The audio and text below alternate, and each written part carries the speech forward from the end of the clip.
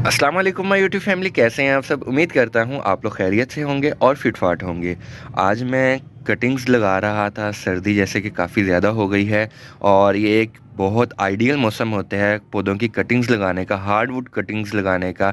तो मैं कटिंग्स लगा रहा था, तो मैंने सोचा मैं आपके साथ कुछ चीज़ें शेयर कर दूं कि मैं कटिंग किस तरह लगा रहा हूं और मेरा तरीकाकार क्या होता है। मेरे पास एक ये टब फ्री पड़ा हुआ था, तो इसके अंदर जो है मैंने कोकोपीट डाल दी है। कोकोपीट ये देखें, आपको यहाँ से नज़र आ रही होगी। कोकोपीट डाल दिया, कुछ कटिंग्स मैंने अंदर लगाई हुई हैं और उसके अलावा जो है मैंने इसको ऊपर से देखें मुकम्मल शॉपर से कवर कर दिया है। अब देखिए रात के टाइम जो ओस वगैरह पड़ी है तो उसका पानी ऊपर ही ऊपर है, अंदर नहीं जाएगा। तो कटिंग्स लगाने के अंदर जब सर्दियों में हम कटिंग्स लगा रहे हों तो उसको शॉपर से हमने कवर लाजमी करना होता है। और उसके अलावा कटिंग्स जो है हमने कौन कौन सी लगा सकते हैं, जितनी हार्डवुड्स कटिंग होती हैं उनको आप आजकल लगा सकते हैं। गुलाब की कटिंग लगा सकते हैं। तो एक चीज़ मैंने काफ़ी ज़्यादा सुनी है, वो ये है कि जो भी कटिंग अगर आप लगा रहे हैं, हार्डवुड कटिंग जो है वो पेंसिल जितनी मोटी होनी चाहिए। अब अगर आप ये मेरी कटिंग देखें, ये मेरा मरवा का प्लांट है, तो उसकी मैंने कटिंग ली थी, तो ये पेंसिल जितनी मोटी बिल्कुल भी नहीं है। मैं आपसे जो एक बात आज शेयर करने वाला हूँ वो ये कि देखेंगे कि आप जितनी मैं कटिंग्स लगा रहा हूँ वो बड़ी पतली सी टहनियाँ हैं। उसकी वजह यह है कि बहुत सारे पौधे ऐसे होते हैं कि जिनकी टहनियाँ इतनी मोटी होती नहीं है।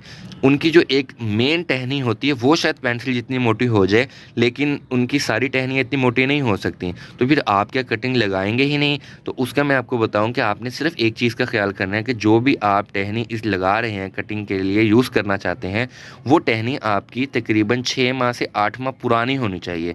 और बहुत ज़्यादा बारीक टहनी होगी तो भी नहीं चल पाएगी। बस ये थोड़ा सा आपने ख्याल करना होगा। अब मैं आपको कुछ पौधे अपने दिखाता हूँ। जैसा कि मेरा ये मरवा का पौधा था, तो इसकी टहनी इतनी मोटी नहीं है। अब देखें जो इसकी नीचे से टहनी आ रही वो तो पेंसिल जितनी है, लेकिन अब मैंने अगर इसकी कटिंग लगानी होगी तो मैं कोई ऊपर से कोई ऐसी टहनी चूज़ करूँगा जो कि 6 महीने पुरानी हो, थोड़ी पुरानी टहनी हो, ताकि उसकी चलने के चांस ज़्यादा से ज़्यादा हों। अब जैसे कि ये ग्रीन है, ये ऊपर ऊपर से आपको ग्रीन टहनी नज़र आ रही होगी। अगर आप ऐसी टहनी लगाएंगे तो वो टहनी आपकी नहीं चल पाएगी। उसके चलने के चांस 40% होंगे, 60% ये हैं चांस कि वो नहीं चल पाएगी। अब ये टहनी जिसका लकड़ी वाला कलर हो गया है, अगर आप ये टहनी लगाएंगे तो ये टहनी आपकी चल जाएगी।